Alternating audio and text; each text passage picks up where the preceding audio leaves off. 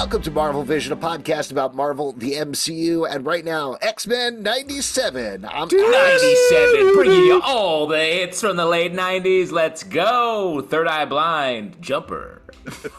What? Wish you would step back up. That's 97. That's pure 97, baby. Yes. That's Justin who said that, and the other one is Pete. Pete. I said Jumper. Oh, I always mix myself up with Third Eye Blind's Jumper. That's yes. Fair enough. Anyway, those are my two co-hosts on the show. I'm very excited to talk to them about X-Men. Whoa, no. You guys are my co-hosts. I think we're all co-hosts.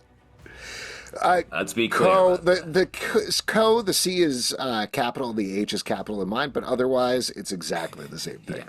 Yeah. Anyway, we're going to be talking about X-Men 97 episode 4, Motendo / Lifedeath Part 1. If you haven't watched it on Disney Plus, go watch it. We're going to spoil it. We're going to talk about it here.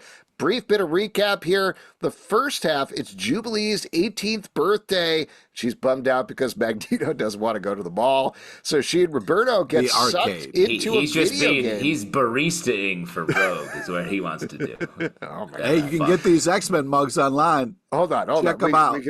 We can talk about all of that in a second. They Bring end that up heat. in a video game created by Mojo to send Jubilee technically through her greatest hits. We can talk about that as well. And ultimately, she meets a digital older version of herself and realizes it's okay for things to change and grow up. And she makes out with Roberto at the end of that first half of the episode. Oh. In the second, I want to say half, except it's 10 minutes out of the 30 minutes, we get to see Storm and Forge as Forge is trying to help Storm get her powers back. Jean Shorts. Yeah, jorts. Jean shorts. What? By the way, Pete, between last week and this week, have you been slipping in those jeans? Yeah. What? Slipping in those jeans. Last week. You don't memorize our podcasts, Pete? No. Well, I do. Do you? Yeah. Yes. I study do. the scripts and circle I find that mistakes. hard to believe. I need to learn my lines somehow. Anyway, and Storm is trying to get her powers back. It seems to not completely work. She also finds out a shocking revelation about Forge. He made the About power owls. dampening collars. And then ultimately she has a nightmare or something where she is confronted by an evil owl who is Storm. Storm. So yeah, spoiler, I guess. So there you go. I've seen, it's been very interesting. I think like the conversation we had about last week's episode was very much on par with the conversation I've seen online, where most people were like, that was a lot. You went through a lot. And I know you felt differently, Justin, but that's definitely I loved it. People still really enjoying it, but they felt that. I've seen a lot more split reaction to this episode in particular. A lot of people... split? Yeah, I think like were thrown by the format, didn't like the fact that they were focusing in on specific things and not going as fast versus the pace that we've had in the first 3 episodes. So I'm curious to get your temp check. How did you feel about this one? Pete, you're usually running about 108-degree temperature. So what did you think about this? Yeah, I'm running hot. Yeah, I got a lot to say about this. Brains boiling. The pace of this continues to be insane, except for when it kind of slows down to a screeching halt for some really weird moments in this episode. But overall, I'm kind of like when it's about to start, I'm like, oh man, what's this gonna be like? But then the theme music plays and I am all fucking in. It kind of does a mind wipe on me and gets me excited for the episode at the same time. But yeah, I have a lot of things to say about individual aspects of the episode, but we'll wait for that. But yeah, overall, this was like a fast forward blast. Wow. So it's hard to tell if that was positive or negative. You were like, fast forward is too fast, but it's also stopped at points, you're saying. Yeah. See, I felt like it was slower, but we were just getting hit with the layers of information and just pure, unadulterated, like heroin nostalgia into your heart going on in this episode. That is what sort of replaced the pace of action in this, to be like hitting you with like images from the 90s, the video game stuff, the movie references and all that. Like, so it was still like the right amount of a lot to keep pace with everything. But I feel like I was surprised with this story. I would have flipped it, I think. I would have done it. Very much felt like we ate dessert first on this. Ooh. And then we got to this much more like intensely emotional story that ends up being like You want to end on the kiss, is what you're saying. You like a nice kiss ending. everything should end on a kiss, including this podcast. What? I do think part of it is that the next episode is Life Death Part 2. So Yeah, they're probably you going to gotta- like full on do Part Forge 2. and Storm the entire episode versus splitting it like this. So that's probably why they went to that direction. I do wonder why they didn't just have a shorter episode of Motendo and then release Life Death as like a longer thing, presumably Right. 40, 45 minutes, something like that. Well, I will say I think they did it this way because this is what the X-Men cartoon, the original, did from the very, very beginning. Like, it's funny, I just watched the Mojoverse episode in the original series this week. Oh, what are the odds? And that and the Savage Land runner. Hey, Savage Land was in this. I called that. Yeah, We got Savage Land in this episode. And do the say- You fact, do remember things all of a sudden. You remember that. But not Yeah. slipping in these just jeans. for a second, a brief moment of consciousness from Burning Brain Hot stopped with Pink. boiling. But I mean, all of these things it's wild how much fidelity they have to the original nonsense of this. And the way that there was always something happening. There's like 5 kettles on at all times in the X-Men animated show. And in this one, it was actually edited down a lot, I feel like. Yeah. To these, just these two main stories. Yeah. I really love this, honestly. I have been really enjoying the fast pace of everything. Like I said, I felt like last episode was a little too much, but I was telling Pete before we got on, I just couldn't sleep Wednesday night for He's having whatever sleeping reason. problems. Got up at around 4 a.m. I was like, I'm not getting back to That's sleep. not a wake-up hour. That's a middle of the well, night. it's his- But I was bathroom like, you know break. what? If the new X-Men is on, I don't want to do this because I'm exhausted right now and I feel awful, but I'll put on some coffee and watch X-Men 97. And exactly what Pete was saying at 4:30 in the morning, the second I heard the dun, dun, dun, dun, dun, dun, I was like, yeah, woo, this is better than any coffee. Who needs Injected coffee? into my veins. You have and it a- legitimately gave that experience of Saturday morning cartoons where I was up before everybody else in the back room watching, eating a bowl of cereal or whatever.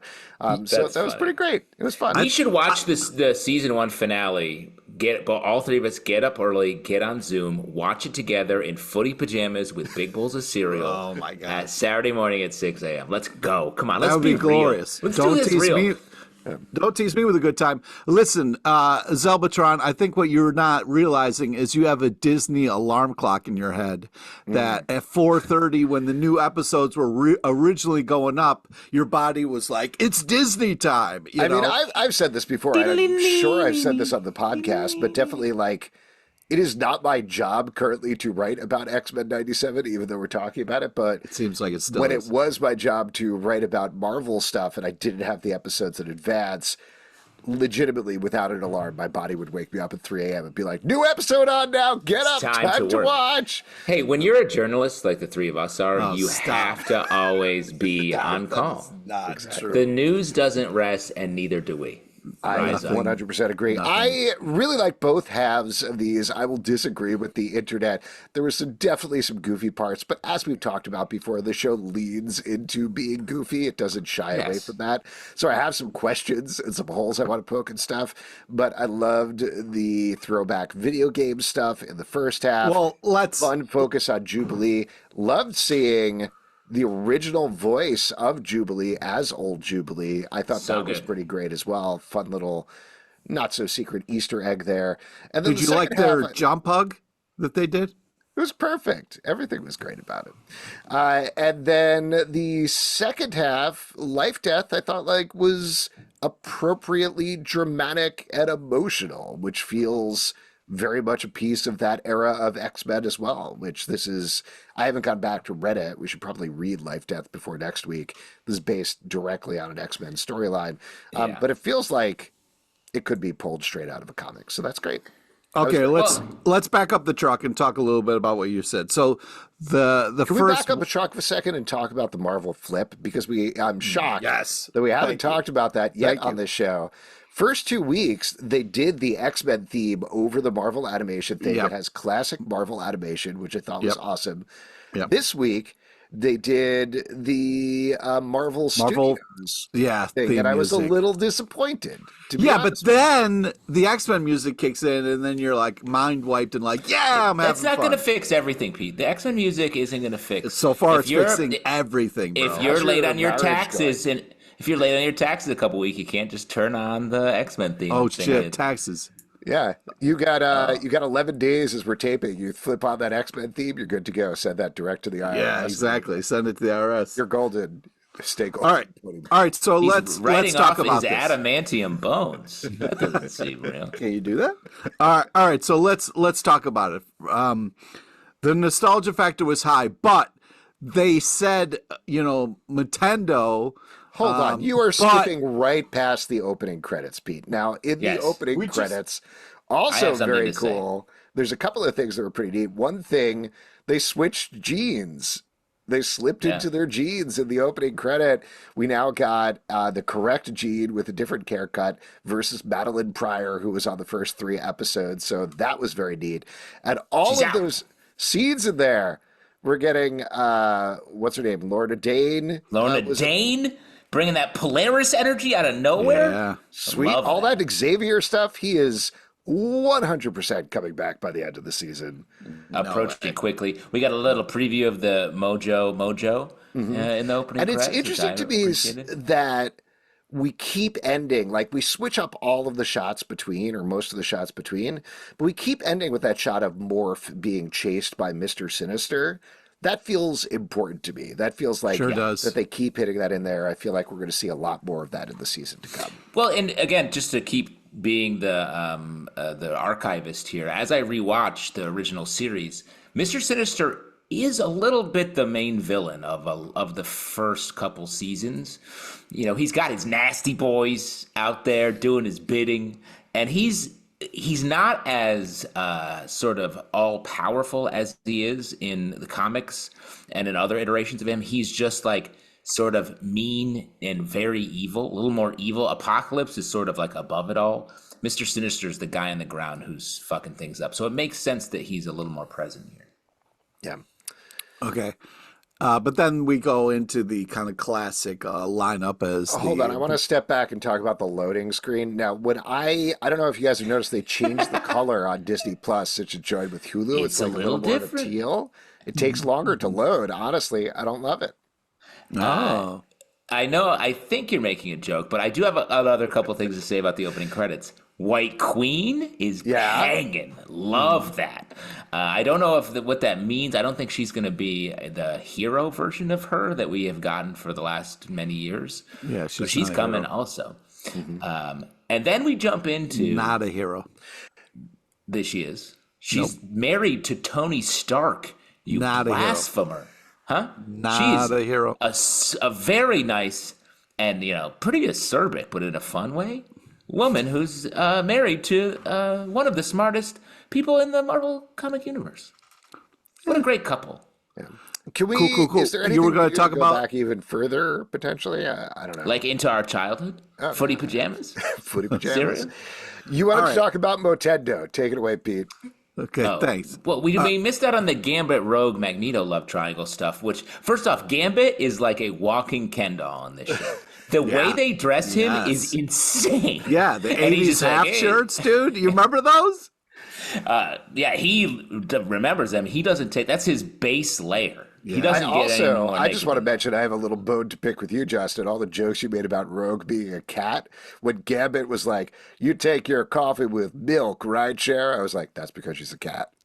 Yeah, see? She likes It's coffee, real. She's a cat. She's a That whole cat. thing, that love triangle is so insane, and they're just like needling each other the entire The time. way I've never seen a love triangle set up and have one guy lose so hard immediately. Gambit is losing this love triangle. He's basically at their wedding being like, "Hey, we still dating? or what? And It's like it's seating over. people. He's like, "Are you with the bride or the I groom?" also want to mention I don't know if you've seen any of this, but the cast is having so much fun with it. They were at a panel, they were out at WonderCon this past weekend, and I'm probably mispronouncing his name, but AJ Locasio, who does the voice of Gambit, dressed in the Rock crop top the entire time.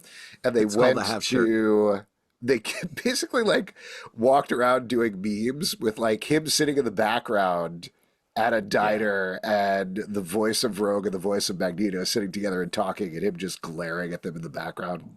So much fun. Great. What a good Very time. fun. That's memes great. are fun. I also wanted to ask you about that scene. This is another thing you stuck in my head a little bit, Justin. What is Beast doing on this show? Like so far, Exactly. Nothing. He's Nothing doing has happened nothing. with Beast. He's What's in the going on opening there? credits, and that's it.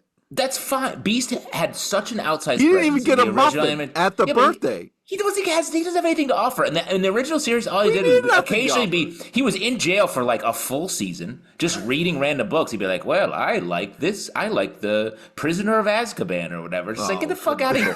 I don't need a book review. People are like, "What's that?" Yeah. It's 1993. Yeah, it's exactly 97. The Count of Monte Cristo is what I was trying to say there. But he was just occasionally providing jacket book reviews and nothing else. And it's the same here. But at least they're not putting him in every frame. So we have to see him be like, that's pretty curious, huh? And it's like, go home. Who are you? What are you doing Yeah. here? Who's that blue guy? Who's the big blue guy? Wolverine continues to be great in this scene as Oh my well. God. Morph, Yeah. very fun. So nice, awkward moments there. Good-looking muffins they're eating in the morning. But yes, I Wait. think we are up to bad-looking muffins. Good-looking muffins? Good-looking muffins. I was watching at 4:30. muffin. I hadn't had What is breakfast yet. that? I You're was like, sipping my "Hey, coffee. I was look like, at those muffins, man. Yeah, That's looking clearly good. hallucinating. Looking good, muffin. Looking good. It's Yeah, clearly you were hallucinating. vulnerable, Hey, you were Gambit. highly vulnerable to muffins, it being so pre-breakfast for you. Yes, it's my one weakness. Pete, It was Motendo. chocolate chip, and then there was like carrots sticking out of one of the muffins. They looked a little shady.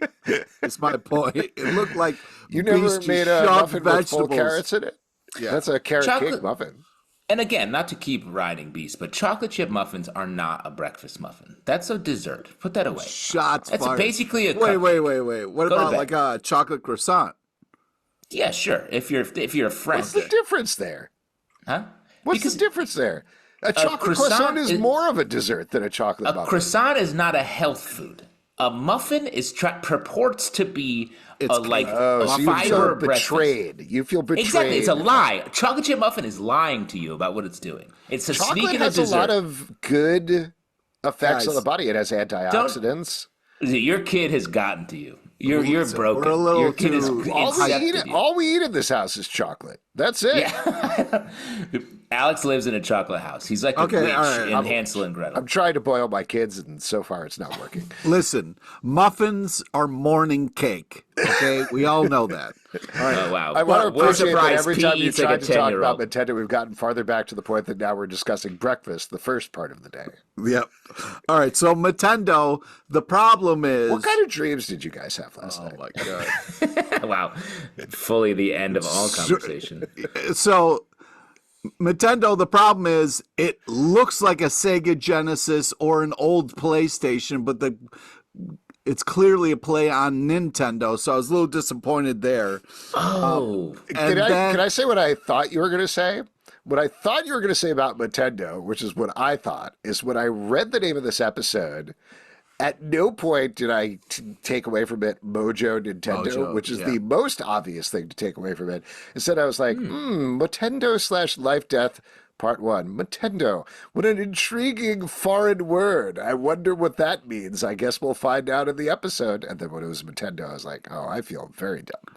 See, I read the title and then I looked at the icon of the episode and clearly it was Mojo. And I was like, Nintendo. Okay. I have two responses to your complaint, Pete. Number one, this show complaint. came out after the Super Nintendo, which looked a lot like what you're describing as a Sega Genesis. So I think they were doing a Super Motendo.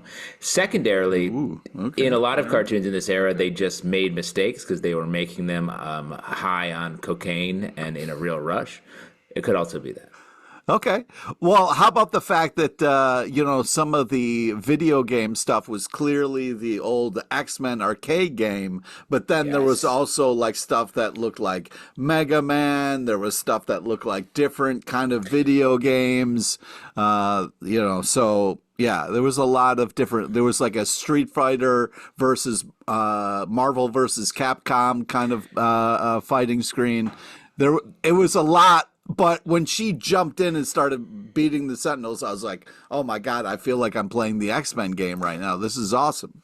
The way that they're able to deploy multiple layers of nostalgia at the same time is shocking. It's like next level. A lot of like shows and movies will be like, look, it's this thing from the past. This show is like, look, it's your life. We're inside it. It doesn't even say look. It's just showing you things from your life. You can't avoid it. Exactly. Yeah. It's crazy. It's like getting hit in the head with a frying pan and waking up. I do love that too, but I want to keep stressing on every episode of the show that at the same time, I think they're making it fun and accessible, whether you lived in the 90s or not. It is a fun, breezy, ridiculous episode of a TV show that maybe you don't get all of the explicit references, but it's still about Jubilee. It's about Roberto. It's about their journeys. Yeah, but it's Mojo and Spiral being absolutely ridiculous as they usually are. So I laud this show for also making references to 5 previous seasons of a TV show that, frankly, I have not seen,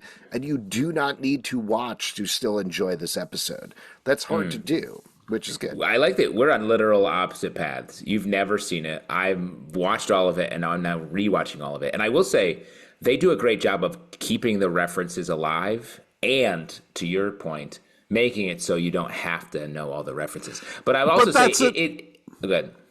But that's my point, is the references are going by so fast unless you know them. I mean, you're barely registering. I mean, you're like, oh, that's a video game.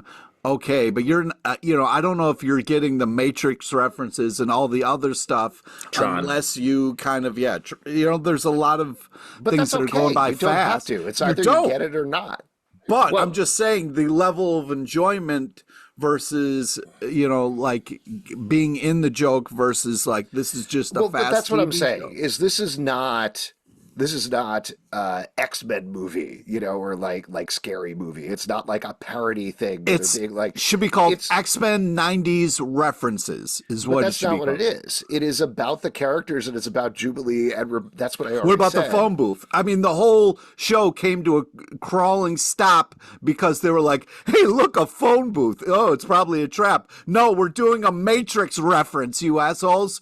But, the whole doesn't thing. matter. You don't Sorry, have who are to the know. assholes in that question? All of us. All of us are there. Us, Yeah, right? yeah, yeah.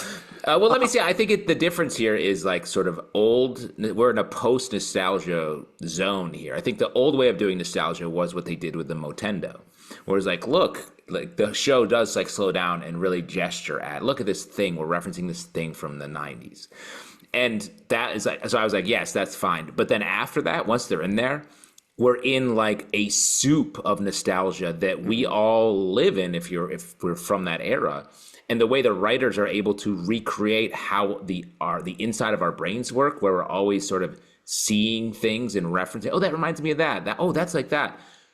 It's a much more aware way of doing nostalgia that I think it's a hard to deploy and not a lot of shows do it. And this show is just letting us boil in it each episode in a way. The other thing is that pretty much everybody has played video games, and I can guarantee you 99% of the audience, whatever age and experience with the X-Men they are, who are watching X-Men 97, understand the general idea. Yo, Alex, you're making the case like this is for everyone. Your great-grandmother could sit down and really take a lot from this. And I'm like, yeah, sure. Maybe they could be like, oh, there's humans on screen. But this show is the fact they go into the Mojo-verse, a place that is a TV planet run by a psychopath who is for some reason thin and then not thin later. He's half robot. He has a woman with 6 arms who runs his channel but is fucking it up somehow. It's crazy. And you're like, everyone understands this. Ask your local bus driver if he loves the Mojo episode. And that was only 15 minutes of the episode. Don't We got bring a whole Hank other into plot. this. I'll throw out something that didn't quite work for me. Wait. Yes. I still am at the arcade here. I just wanted to say that, like, there is references and stuff, but because it's like they're running from these obvious, it, like, for one second it looks like G.I. Joe where they're running and shooting lasers, and then they kind of run down an alley that's straight out of the Matrix, and then they kind of run by and they're like, oh, what should we do? What should we do? It's just so much happening. So that can I agree with you kind of on this? And maybe Sure. this is what you're getting towards. So there were two things that didn't detract from my enjoyment of the episode, but didn't quite work for me while I was watching it. One was the inconsistency of the video game, that they started out being like, we're inside the game, and it's for the world of X-Men 97, real with some glitches. And then they're in a side-scrolling game, and then they're like in the real world, but Magneto is acting like a video game character and talking like a video game character. It was a little all over the place. Like there were no rules to the video game world. That was one thing. The other thing that didn't quite work for me was Jubilee's emotional journey, because I didn't get from what was going on with Magneto that she needs to grow up and accept change. Well, exactly. And then all of the things that she visited, she's like, oh my God, we're back at the time that Sentinels attacked us in the mall. Do you remember when we were in a work camp and we were prisoners? Wasn't that great? And I was like, these are not memories that anybody wants to revisit. What are you doing? I actually would I would tweak your message, because I don't think Magneto was like, you have to grow up. I think he was like, you need to figure out your powers or this world is going to kill you. And then I think that lesson is actually sort of told really well, because she meets her older self whose powers are dope, and she actually learns a little. Because that was one of my favorite parts, is Jubilee was always, in the original cartoon, it was like, she doesn't really do much besides like be young and shoot sparks. And the way they animated her spark powers, it looked like they weren't even real in the universe. They're like little ghost particles.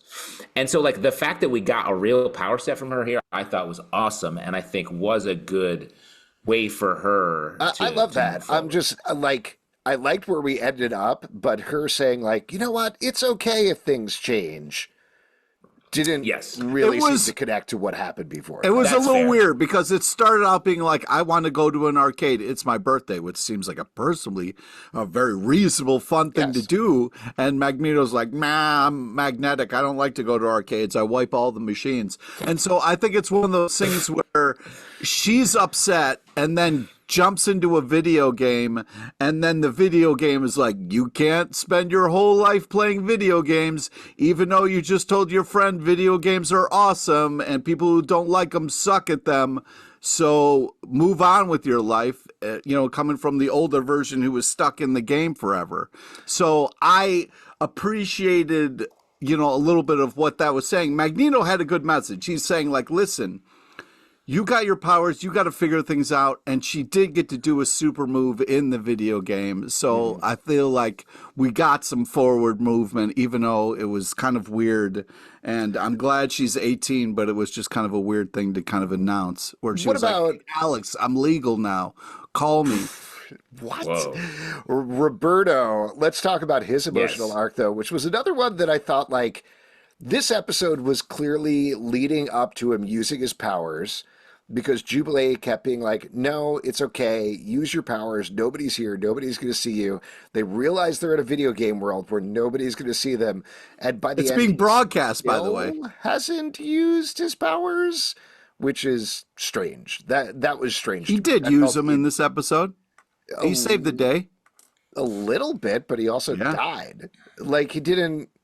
I don't know. I expected a little more out of that, is what I'm saying. I mean, he had to come back to life, and then he used him at the end there. I think it was just hard to keep. It was definitely Jubilee's story, so I think it was hard to give him a clear arc at the same time. Because I agree with you, he was sort of the sidekick. Because when she kissed him at the end, I was like, oh yeah, I guess he was there the whole time, and maybe you might be more connected to him. But I didn't feel it while I was watching the. Yeah, that's the weird part, is they seemed like just kind of like two people in an adventure, and then older Jubilee was like, "Okay, lovebirds," and then they made out. So, and then we got some that's all it takes. light fireworks as they were making You out. never had a digital older version of yourself tell you to kiss somebody? I actually, Alex, I think we're talking to the older version. This is the older version. Oh no. All right. Do we You're want to the talk Magneto, Pete. Jean shorts. Let's do it. Come on, second part. Let's slip in those jeans with the second part of the episode. Very dramatic stuff going on here. This was definitely like my 4:30 brain watching this, but for me, the funniest, weirdest part was when nobody else is going to find this funny. When Forge and Storm are talking, and Forge is like, you know what you got to do? Clear your mind. Let's go for a ride. And then they cut to Storm, and she's just like going up and down, and they hold on her for a really long time. And I was like, Dude, is she riding Forge? Is she? You thought like... they were having like hardcore? No, I thought she was like on his shoulders. No. She was like, man, I miss being able to soar. So Right. he's like, let's go ride horses. You must have blanked out. No, for that he didn't part. say And horses. then- He didn't and then say the riding- horses. And the No, amount no. of time they Yeah. did not show the horse, it stretched What do you out long think enough she- that I started to wonder what she was riding on. And I She thought was maybe it soaring. Forge. She was. She was Maybe soaring. he turned into some Master sort Blaster. of car or something. I don't know. He could build He could become a anything. lot of things. She He was could build riding the anything you jean can imagine. shorts. He could build The- himself into a transformer. The fun thing about this for me was, or not fun, but just like, it's funny to me that Storm, that he's like, try using your powers, and she's like, no problem. And rather than just like doing it, she's like, winds of change. God, I'm like, yo, cool it. You don't know if it's gonna work. Is that how it has to work for her? That was, it definitely feels like she needs to say something incredible to make the weather happen, and I don't think that's true. That's not canonically true, but in the X-Men cartoon, she's always like, may the sun light the rain from your brow. It's like, hey, lady, you don't have to say all that. No one else is giving a monologue. What are you, auditioning for something, girl? Yeah, a lot of people have to monologue to activate their powers, so I don't appreciate that. But listen, Podcasting voice erupts from my mouth as we speak. yeah, I guess so. So yeah, there were times where in this second part where I felt like things slowed down. You know, like all of a sudden they're soaring along. Then she almost goes off a cliff, and then she's like, "Hey, I noticed that owl before." Kind of funny because of the wind only blows this third. I was like, "What are we doing right now? Why are we just kind of talking?" And then. It was a long shot of her soaring, but I didn't think she was just riding cock. I thought she was clearly, on a horse. The amount of legitimately pictures. thought they were going to cut to Storm riding on his shoulders as he ran through the landscape. It's crazy that you're both wrong. You're both wildly wrong. In a way. If you saw an owl, Pete, you wouldn't remark on the owl? You wouldn't be like, oh, an owl. If I saw an owl, sure, but I wouldn't be like, that's weird. I noticed that owl earlier in the day. The winds only blow to the east. That doesn't make any sense why they would still be in that one place. It's almost like the movie Matrix, where the guy sees the cat and then they stop and talk about how weird it is. And I was like, all right, I get it. We don't need to kind of screech to apart. But what was also weird was how many pictures of Forge he had on his wall in those same jean shorts he's wearing. I was like, come on, guy. X Factor picture on the wall. That was Yeah, there was, yeah. Very cool. Do you think he only has one pair, or is he, because when I have jean shorts, it's because I've cut them down from jeans. Do you think he's a never nude? Wait, Arrested Development? Yes. Wait. So you buy jeans and then I'm assuming get them dirty and then cut them into shorts. Get a hole in them. Yeah, if the tops are good, I'll make some shorts out of them. Okay, and then Where do you think jean shorts come from? I assume somebody would go and then buy jean shorts, not like have you buy jeans jean shorts, and they then look weird. The cool jean shorts, they come from jeans. Slipping jeans. Okay. Yeah. Plus, you got to cut them shorter so you can see a little of the ass corners. You know what I'm talking about? Yeah, exactly. What? Ass You pennies. got to be like, hanging cheek. Whatever peekaboo shorts. You're ridiculous. You're ridiculous. You're talking about some of the bottom butt. You're talking about the curve. Mm-hmm. Yeah. Yeah.